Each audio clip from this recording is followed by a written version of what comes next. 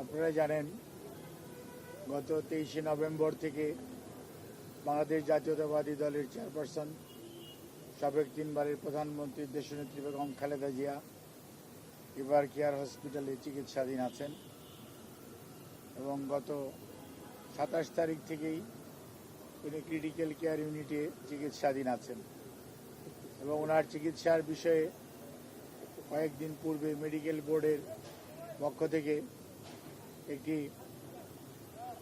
Medical report আপনাদের মাধ্যমে জনগণের যে আকাঙ্ক্ষা ওনার সম্পর্কে জানার সেই জন্যই ওটি আমাদের মেডিকেল বোর্ডের পক্ষ থেকে ডাক্তার শাহাবুদ্দিন তালুকদার সাহেব সেটি উপস্থাপন করেছিলেন।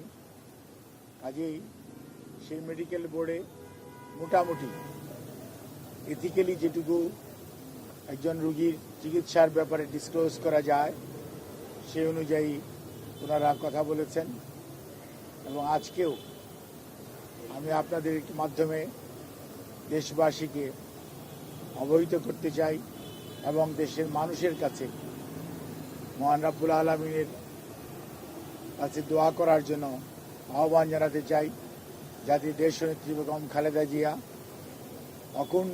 মানুষের অকুণ্ঠ ভালোবাসা, শ্রদ্ধা এবং দোয়ায় আল্লাহ রাব্বুল আলামিনের অশেষ রহমতে আবারও সুস্থ হয়ে বাংলাদেশের রাজনীতি তথা বাংলাদেশে ওনার যথাযথ ভূমিকা রাখতে পারেন সেই আহ্বান জানাচ্ছি। অন্যদিকে আপনাদের জানার আগ্রহ আছে নিশ্চয়ই যে এই মুহূর্তে ওনার শারীরিক অবস্থা কেমন। এই মুহূর্তেও দেশনেত্রী বেগম খালেদা জিয়ার শারীরিক অবস্থা পূর্বে যে অবস্থায় ছিল, অর্থাৎ যেভাবে আমি কয়েকদিন আগেও আপনাদেরকে বলেছিলাম যে ওনার চিকিৎসা মেডিকেল বোর্ড, ওনার মেডিকেল বোর্ড একটি যে সারা বাংলাদেশের কয়েকজন ডাক্তার, ঠিক তা না, আমি আগেও তাদের নাম বলেছি, আজকেও হয়তো পরে বলে দিব। এখানে বাংলাদেশ, ইউকে এবং ইউনাইটেড স্টেটস অফ আমেরিকার অ্যাজ ওয়েল এজ অস্ট্রেলিয়ার চিকিৎসকদের সমন্বয়ে গঠিত একটি মেডিকেল বোর্ড। সেই বোর্ড প্রতিদিন সকালবেলা ওনার স্বাস্থ্য পরীক্ষা করেন এবং ওনারা এখানে আলোচনা করেন, কিন্তু যেহেতু টাইম ডিফারেন্স আছে সেজন্যই প্রতিদিন আবার সন্ধ্যার পরে বিদেশিদের সাথেও আমাদের যৌথ এমডিটি মানে মেডিকেল মাল্টিডিসিপ্লিনারি যে মেডিকেল টিম সেটার মিটিং হয় এবং তারই পরিপ্রেক্ষিতে ওনার চিকিৎসা এখানে পরিচালিত হচ্ছে এবং উনি আলহামদুলিল্লাহ এখন পর্যন্ত চিকিৎসকদের পরামর্শ মোতাবেক যে চিকিৎসা ওনাকে দেওয়া হচ্ছে সেই চিকিৎসা উনি ঠিকমতো গ্রহণ করতে পারছেন এবং ওনার শারীরিক অবস্থা গত কয়েকদিন পূর্বেও যে অবস্থায় ছিল আলহামদুলিল্লাহ উনি সেটি মেনটেন করে যাচ্ছেন।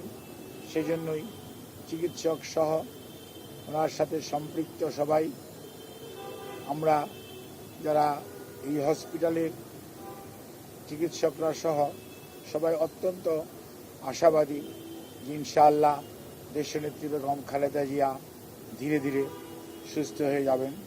তারপরেও মনে রাখতে হবে ওনার যে অসুস্থতা এবং ওনার যে বয়সের চেয়ে বেশি ওনার যে অসুস্থতা এবং ওনাকে পরিকল্পিতভাবে যেরকম অসুস্থ অবস্থার মধ্যে বিগত সময়ে ঠেলে দেওয়া হয়েছে, চিকিৎসা যথাযথভাবে দেওয়া যায়নি অথবা দিতে দেওয়া হয়নি, সেই কারণেই ওনার শারীরিক জটিলতা মারাত্মক রকম বেড়ে গিয়েছিল। সেই জন্যই এবার উনি বেশ কঠিন সময় পার করছেন। কাজেই এই বিষয়ে আমি শুধু আপনাদেরকে এইটুকু অবহিত করতে চাই, দলের ভারপ্রাপ্ত চেয়ারম্যান জনাব তারেক রহমান, ওনার সহধর্মিণী ডক্টর জুবাইদা রহমান সবসময়ই ওনার চিকিৎসার ব্যাপারে সার্বক্ষণিকভাবে তদারকি করছেন এবং ওনার পরিবারের সদস্যদের মধ্যে মরহুম আরাফাত রহমান কোকোর সহধর্মিণী সৈয়দা শামেলা রহমান, ওনার ছোট ভাই শাহিম ইস্কান্দার সহ ওনার বড় বোন, ওনারা সবাই পরিবারের সদস্যরা সার্বক্ষণিকভাবে ওনার চিকিৎসার ব্যাপারে খোঁজ নিচ্ছেন এবং ওনার পাশে তো আর থাকা যাচ্ছে না, যেহেতু উনি ক্রিটিক্যাল কেয়ার ইউনিটে আছে, কাজে ওনারা হসপিটালে অথবা হসপিটালের বাইরে অবস্থান করে ওনার চিকিৎসার ব্যাপারে সব সময় খোঁজ নিচ্ছেন। আর দলের মহাসচিব সহ স্থায়ী কমিটির সকল সদস্যরা এবং বাংলাদেশ জাতীয়তাবাদী দলের অগণিত নেতাকর্মী সহ দেশের সকল রাজনৈতিক দল, সর্বোপরি প্রধান উপদেষ্টা সহ অন্তর্বর্তীকালীন সরকারের উপদেষ্টা মণ্ডলী এবং সেই সাথে এই সরকারের বিভিন্ন পর্যায়ের সহযোগিতা আমরা অত্যন্ত শ্রদ্ধার সঙ্গে কৃতজ্ঞতার সঙ্গে স্মরণ করি এবং তারা সার্বক্ষণিকভাবে আমাদের সহযোগিতা দিয়ে যাচ্ছেন। এবং সর্বোপরি এই হসপিটালের কর্মরত চিকিৎসক, নার্স এবং বিভিন্ন পর্যায়ের কর্মকর্তারা তাদের সহযোগিতা অব্যাহত রেখেছেন। অন্যদিকে আমি আপনাদের মাধ্যমে আহ্বান জানাতে চাই, এই হাসপাতালে আরও অনেক রোগী চিকিৎসাধীন আছেন। সেই সমস্ত রোগীদের চিকিৎসা যাতে কোনো ব্যাঘাত না ঘটে সেজন্য আইন শৃঙ্খলা রক্ষাকারী বাহিনী সহযোগিতা করছেন। কিন্তু আমি আপনাদের মাধ্যমে সকলকে অনুরোধ করতে চাই, আপনারা এই হসপিটাল সবার জন্য উন্মুক্ত, এই হসপিটালের সেবা গ্রহণ করার সুযোগ সবারই আছে। কাজে আপনারা পূর্বে যারা সেবা গ্রহণ করতেন ওনারাও গ্রহণ করবেন এবং কোনো অবস্থাতেই দেশনেত্রী বেগম খালেদা জিয়ার চিকিৎসার জন্য আপনাদের চিকিৎসার কোনো ব্যাঘাত ঘটবে না এবং আমাদের কোনো নেতাকর্মী কোনো ধরনের বিঘ্ন সৃষ্টি করবে না। এটা আমরা বিশ্বাস করি, এটা আমরা আশা রাখি, এটা আমরা আমাদের সবার কাছে আহ্বান জানাই আপনাদের মাধ্যমে। আপনাদের সবাইকে অনেক ধন্যবাদ। দীর্ঘ সময় যাবৎ অপেক্ষা করছিলেন, সেজন্য আমি অত্যন্ত দুঃখিত। আমার আসতে প্রায় 45 মিনিট দেরি হয়েছে সেজন্য।